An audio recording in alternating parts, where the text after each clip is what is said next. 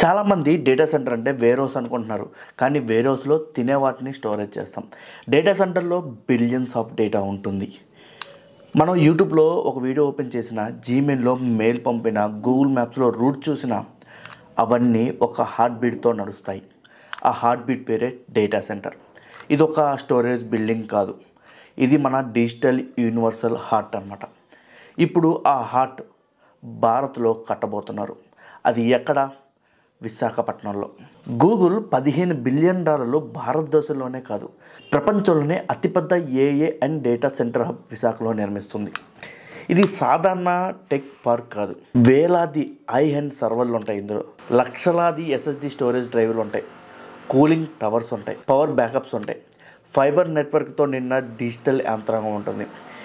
ఇప్పుడు ఈ ప్రాజెక్ట్కి నీరు కూడా భారీ స్థాయిలో అవసరం. ఎందుకంటే ఈ సర్వర్లు 24 గంటలు పనిచేస్తూ అధిక ఉష్ణోగ్రతని కలిగిస్తాయి. ప్రతి సంవత్సరం సుమారు 400 మిలియన్ లీటర్లు వరకు నీరు కూలింగ్ కోసం ఉపయోగిస్తారు అని అంచనా.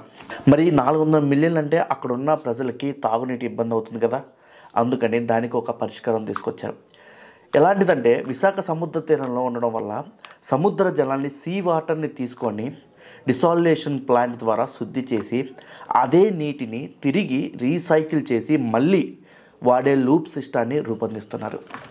అంటే నగర త్రాగునీటి వనరులకు ఎటువంటి ఒత్తిడి ఉండదు, ఎటువంటి ఇబ్బంది ఉండదు విశాఖ ప్రజలకు కూడా. ఈ ప్రాజెక్ట్ వల్ల 1.88 లక్షల ఉద్యోగాలు వస్తాయి. ఇంజనీర్లు, నెట్వర్క్ సైంటిస్టులు, ఏఏ నిపుణులు, ఎలక్ట్రీషియన్లు, టెక్నీషియన్లు, అలాగే security, food service, transport, communication రంగంలో వేలాది అవకాశాలు వస్తాయి. సింగపూర్లో ఉన్న గూగుల్ డేటా సెంటర్ ఇప్పటికే 3,500 పైగా జాబ్స్ ఇచ్చింది.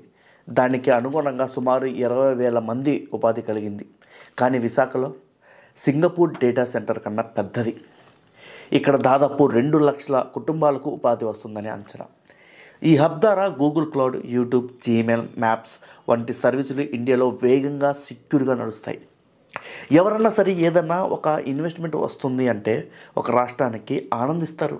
కానీ మన రాష్ట్రంలో ఎందుకో దాన్ని కించపరుస్తారు. నాకు అదే అర్థం కాదు ఇప్పటికీ. ముమ్మాటికి ఇది చాలా పెద్ద ఇన్వెస్ట్మెంట్. మన ఇరుగు పొరుగు రాష్ట్రాలు ఈ డేటా సెంటర్ కోసం చాలా ప్రయత్నించారు. బయటికి కనబడకపోవచ్చు, కానీ కర్ణాటక లాంటి ఫాస్ట్ గ్రోయింగ్ స్టేట్, తెలంగాణ లాంటి, తమిళనాడు లాంటి స్టేట్ చాలా ప్రయత్నించాయి. కానీ చంద్రబాబు గారు అండ్ లోకేష్ గారు చాలా ప్రయత్నించి వాళ్ళకున్న అవకాశాలు ఉపయోగించుకొని మోడీ గారితో మాట్లాడి కన్విన్స్ చేయగలిగారు మోడీని. మోడీ గారు ఆంధ్రప్రదేశ్లో ఇన్వెస్ట్ చేయాలని గూగుల్ని కోరారు. స్వయంగా సుందర్ పిచ్చై, గూగుల్ CEO, తన నోటితో తానే చెప్పాడు. You mentioned South India. I called the Prime Minister of India this on Sunday night. You know, I used to take this train. Prime Minister Modi. Prime Minister Modi. I used to take this train through the south of India, and there's this town called Vizag. It's a beautiful coastal town. Growing up, and we announced our... Yeah, there you go. We announced our largest ever AI investment outside the US, a $15 billion, 1 gigawatt plus data center, 80% powered by clean energy with subsea cables going in.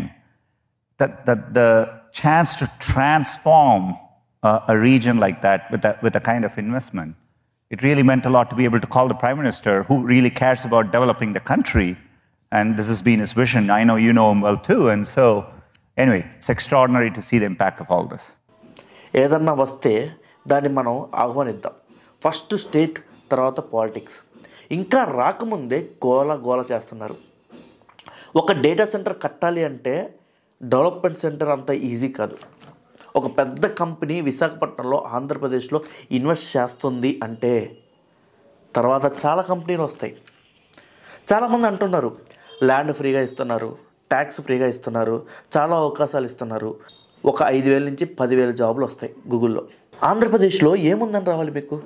తెలుసా, హైదరాబాద్లో TCS 5-6 క్యాంపస్లు ఉన్నాయి, ఇన్ఫోసిస్ 2-3 క్యాంపస్లు ఉన్నాయి. కానీ అక్కడ ఉన్న employees hitech సిటీని, గచ్చిబౌలి లాంటి ఏరియాలో ఉన్న క్యాంపస్కే వెళ్తున్నారు. ఎందుకు? మిగతా క్యాంపస్లు ఎక్కడో ఊరు బయట ఉన్నాయి. అక్కడ దాకా ఎంప్లాయీస్ వెళ్ళలేకపోతున్నారు. అందుకని అంటే ఒక కంపెనీ వచ్చి విశాఖపట్నంలో డెవలప్మెంట్ సెంటర్ పెడితే ఎంప్లాయీస్ మేము రాము అంటారు. ఎందుకు? అక్కడ పెద్ద ఎదుగుదల లేదు, ఐటీకి సంబంధించిన ఎదుగుదల అక్కడ లేదు అని. సో ఇప్పుడు ఈ ఎంప్లాయీస్ కంపెనీ వాళ్ళు ఎక్కడ పిలిస్తే అక్కడికి పోవట్లేదు, దారులు ఎత్తుక్కుంటున్నారు. సిటీలోనే ఉందాం అనుకుంటున్నారు, ఈ ప్లేస్లోనే ఉందాం అనుకుంటున్నారు. ఆల్రెడీ డెవలప్ అయిన సిటీని కాదని అంత ఈజీగా సాఫ్ట్వేర్ ఇండస్ట్రీ విశాఖకి రాదు. బలవంతంగా మనమే బతిమాలాలి, రైతులు ఇవ్వాలి, వాళ్ళని లాక్కోరావాలి. ఇక్కడ గూగుల్ని కూడా అలానే తీసుకొచ్చారు, లాక్కొచ్చారు, కష్టపడ్డారు. వాళ్ళు కాళ్ళు పట్టుకున్నారో గడ్డలు పట్టుకున్నారో తెలియదు, అసలోటి మాత్రం తీసుకొచ్చారు. రేపు ఇండియాలో మైక్రోసాఫ్ట్ 2020లో ఒక డేటా సెంటర్ పెట్టబోతుంది. డేటా సెంటర్ కాదు, 2020లో మైక్రోసాఫ్ట్ చాలా పెద్ద ఇన్వెస్ట్ చేయబోతుంది. దానికోసం కూడా ఆంధ్రప్రదేశ్ ప్రభుత్వం చాలా ప్రయత్నాలు చేస్తుంది. ఫ్యూచర్లో quantum valley, quantum chips, quantum హబ్గా మన ఆంధ్రప్రదేశ్ ఉంటుందని మన ముఖ్యమంత్రి గారు చెప్పారు. మనం ఉండాలని కోరుకుందాం కూడా. ఏ ప్రభుత్వం వచ్చినా దాన్ని కంటిన్యూ చేయాలని కూడా కోరుకుందాం. వాళ్ళదేముందబ్బా, ఈ 5-6 ఏళ్ళు వీళ్ళు పాలిస్తారు, తర్వాత 5-6 ఏళ్ళు వాళ్ళు పాలిస్తారు. వాళ్ళదేముంది? వాళ్ళ దగ్గర డబ్బులు ఉన్నాయి, అన్నీ ఉన్నాయి. ఏ నాయకుడిని నమ్మకండి. నేను ఒకటే చెప్తున్నా, రాజకీయ నాయకులు వాళ్ళ భవిష్యత్తు కోసం వాళ్ళ బతుకుతారు, వాళ్ళ పిల్లలు వాళ్ళ మనవాళ్ళ భవిష్యత్తు కోసం బతుకుతారు. మరి మీరెందుకు మీ స్వార్థం చూసుకోకుండా వాళ్ళు గెలవాలని కోరుకుంటారు? టీ తాగేటప్పుడు పాలిటిక్స్ వచ్చా, టిఫిన్ తినేటప్పుడు అదే పాలిటిక్స్ వచ్చా, పనుకునేటప్పుడు అదే పాలిటిక్స్ వచ్చా, ఒక కంపెనీ మన ఆంధ్రప్రదేశ్లో ఇన్వెస్ట్ చేసినా అదే పాలిటిక్స్. ఇదే కాదు, ఇంతకుముందు అదాని డేటా సెంటర్ వస్తున్నప్పుడు కూడా టీడీపీ వాళ్ళు ఇలానే గోల్ చేశారు. బట్ వైసీపీకి ఉన్న ప్రాబ్లం అది పూర్తి కాకపోవడం, ఎంఓయూ దగ్గర ఆగిపోవడం. సో ఈ డేటా సెంటర్ డైరెక్ట్గా గూగుల్ అనౌన్స్ చేసింది. కాబట్టి వెయిట్ అండ్ సీ. దయచేసి పాలిటిక్స్ నుంచి ఈ తరం యువత బయటకు వచ్చేసేయండి అబ్బా. మన పేరెంట్స్కి వదిలేద్దాం, అక్కడే ఆగిపోయి కొట్టుకుంటూ గెర్ర గీసుకొని అక్కడే బతుకుతామంటే, నా జీవితం నాశనం చేసిన నా కులానికి సంబంధించి నాయకుడే గెలవాలనుకోవడం మూర్ఖత్వం.